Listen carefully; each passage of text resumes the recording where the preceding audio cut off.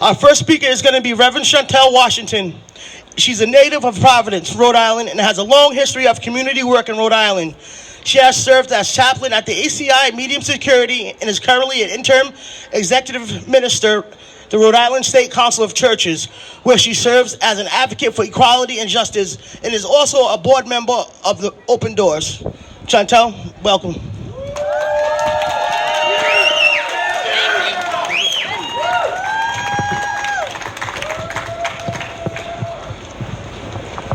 Good afternoon.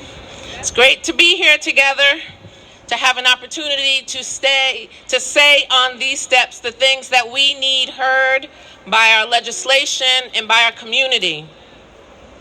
I want to start out by saying that mass incarceration rips apart families and communities. It disproportionately hurts people of color, and it costs taxpayers $260 billion a year. And I don't know if you know, but the research says that the crime rates in America's 30th largest cities has gone down in historic lows. This makes it the right time to end unfair targeting of immigrants and communities of color. The racial inequalities in America are worse in our justice system. People of color have an unescapable dilemma that is not getting enough change fast enough. And specifically, Black people are pulled over by police, arrested, imprisoned before trial, given harsher sentences, and killed more than white people here in America.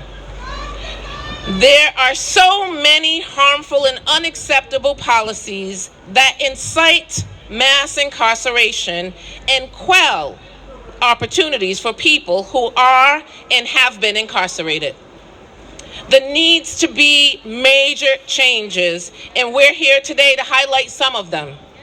There are potential answers, but it takes our legislators to commit to paying attention and taking action on these issues that are exacerbating poverty in our communities.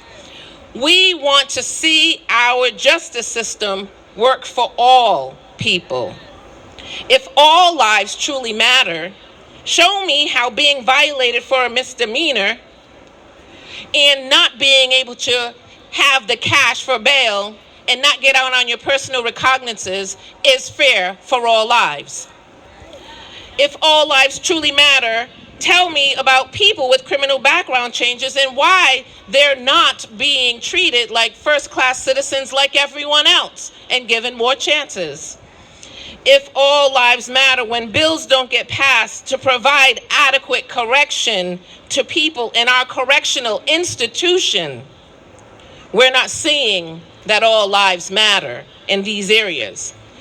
The prisons are having situations and conditions that are inhumane. We're not seeing that all lives matter when the state offers medical health coverage but not dental inadequacy. Have you ever had a toothache and couldn't go to the doctors? Come on now, we're not seeing that all lives matter when we look at the cash bail bill not being passed yet.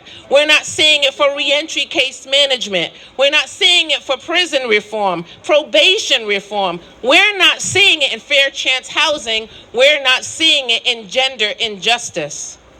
We're not seeing that all lives matter when families have been crushed for decades over the same newly legalized, now taxable substance, making money, yet still keeping old laws that promote inequity. New laws can change things, now can't they? Where is the justice when a young man newly released from prison goes to school and work every day for 6 months and gets violated for standing next to someone who was shot in the street and now can't get a hearing for 30 days, missing his exams? Where is the justice in that? This is America. This is the place where refugees come for safety. This is where they run to for security and a better life. Rhode Island is one of those places. Historically, since Roger Williams, people have been coming here for a second chance, for a better chance. Rhode Island, we have to do better.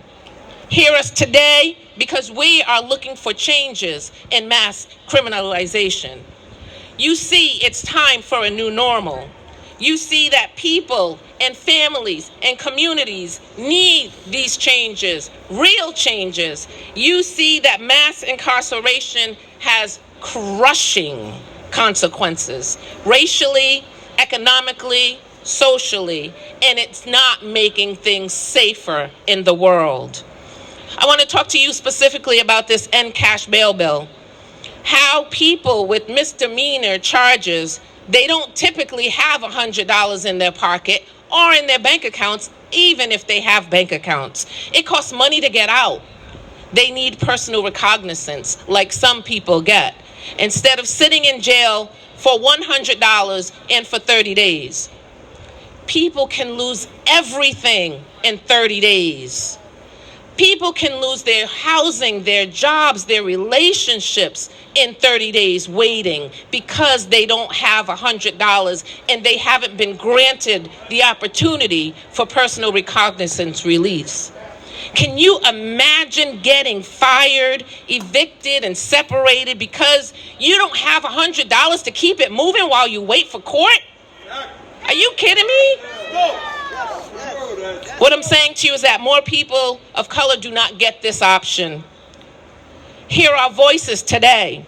The systems in Rhode Island have been built for criminalization. We have seen laws change to benefit some things. I will end by saying we need to see more changes in other very important things.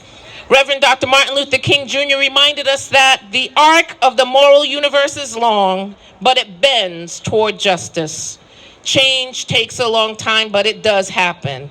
It's time to end mass criminalization in Rhode Island and truly provide justice and equity for all lives.